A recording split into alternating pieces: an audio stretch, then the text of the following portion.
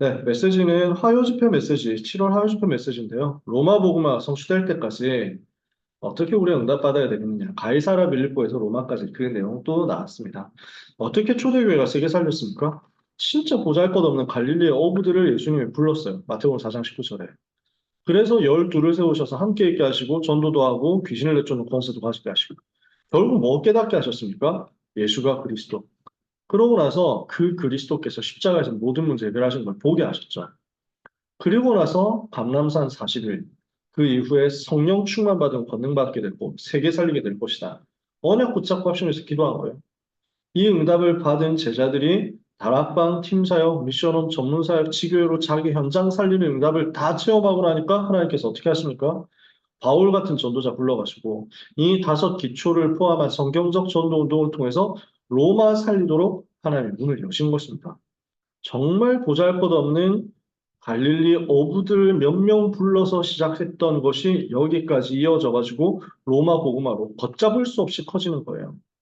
우리가 이 응답을 지금도 받는 거죠. 그래서 첫 번째, 가이사라 빌립보 응답 뭐였습니까? 회개 운동과 그리스도. 우리가 틀린 회개, 또 죄의식 붙잡도록 만드는 종교 회개 말고 생명 살리는 진짜 복음의 회개를 해야 되겠다. 그리스도 붙잡아야 되겠다. 사람들은 신비 운동 이야기합니다. 엘리야처럼. 그런데 우리가 해야 될 것은 말씀의 능력을 가지고 현장 살리는 것입니다. 신비 체질 보면은 길게 여기서 설명하면 좀 피곤하니까요. 신비 쪽으로 보면 말씀하고 잘 안 맞는 경우가 많아요. 능력은 나타나는데 말씀하고 안 맞다? 그럼 그게 누가 주는 능력입니까? 우리는 정확한 말씀을 가지고 하는 것입니다. 박애주의와 그리스도인데 육신 봉사하는데 실제 영적인 거 치유 못하잖아요. 기도의 힘을 가지고 현장 살리는 거고요.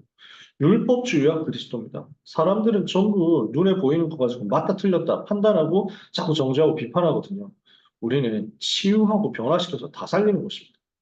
그래서 예레미야, 세례요한이다, 엘리야다, 예레미야다, 선지자다 하는 모든 그 흐름을 넘어서서 예수가 그리스도로 결론 내리는 것이 우리가 세계복음화도록 로마복음화도록 하나님이 주시는 첫 번째 응답이겠죠. 두 번째, 마가다락방 응답입니다.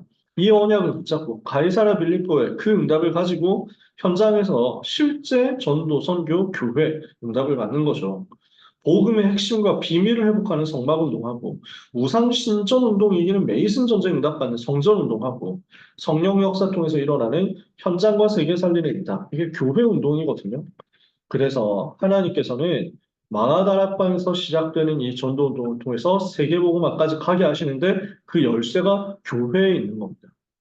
전도와 선교를 위해서 하나님께서 주신 최고 시스템이 교회다. 교회를 통해서 사도행전 2장 역사 일어나도록 우리는 기도하고 섬겨야 되겠습니다. 그러면 하나님 로마 복음에 응답 주시는데 교회 안에 자리를 찾아내야 됩니다. 무슨 말이냐? 교회 안에 있는 직분, 기관, 부서, 구역, 지역, 나에게 있는 작은 것에서부터 내게 맡겨진 모든 현장의 미션에서부터 시작하는 겁니다. 이게 교구가 되고 대교구가 되고 세계교구가 되고 이렇게 하면서 세계복음화 가는 거거든요. 교회 안에 우리의 전도 운동이 있습니다. 교회 밖에는 어떻습니까? 사람들이 모여올 수밖에 없는 현장 시스템을 세팅하는 거죠. 그래서 오늘 우리 박민모 장로님 특강 때 여러분 저는 너무 좋았거든요. 아, 확실히 말씀을 자기 업에 적용한다는 게 이거구나. 이렇게 하고 있으니까 광고 안 해도 되잖아요. 확실하게 다 가지고 있으니까 올 수밖에 없는 시스템을 만든 거죠. 우리는 그런 운동 계속하는 것입니다. 그래서 전도, 선교 현장의 삶으로 서는 것인데 237 나라 5천 미션도 정도를 살릴 수 있는 하나님이 원하시는 홀리메이슨으로 렘넌트 미니스트리로 비밀 결사대로 삼제자 로마서 16장 응답받는 우리 선생님들 되시기를 축복합니다. 그래서 결론인데요. 250년 동안 변하지 않고 지속할 운동을 두고 지금 하나님이 바울을 통해서 세팅을 하신 거예요. 지금 로마 복음화까지 가는 건데 로마에서 온 사람들이 있었습니다. 로마에서 온 나그네 사도행전 2장 10절에 있었죠. 그리고 이 사람들에서부터 로마 교회가 세워지기 시작하는데 그 배경에 또 누가 있습니까? 로마를 보고 로마에서도 증거해야 되겠다. 가이사 앞에 서야 하리라. 언약을 붙잡고 온 전도자가 있는 거예요. 바울이 있는 거죠. 로마에 있었던 소수의 제자들과 로마를 살릴 수 있는 메시지를 들고 들어온 전도자가 만났습니다. 이렇게 해서 로마 안에서 전도는 계속 일어나요. 사도행전 28장 30절, 31절. 바울이 온 이태 2년 동안을 자기에게 오는 그 자기 셋집에 유하면서 자기에게 오는 사람을 다 영접하고 예수 그리스도와 하나님의 나라에 대해서 가르치되 담대하게 가르치되 금하는 사람이 없었다. 아무도 막을 수 없었다는 거죠. 그 운동이란 말이에요. 근데 로마 복음화가 그 바울의 때 바로 되었느냐 아니잖아요. 250년 걸렸습니다.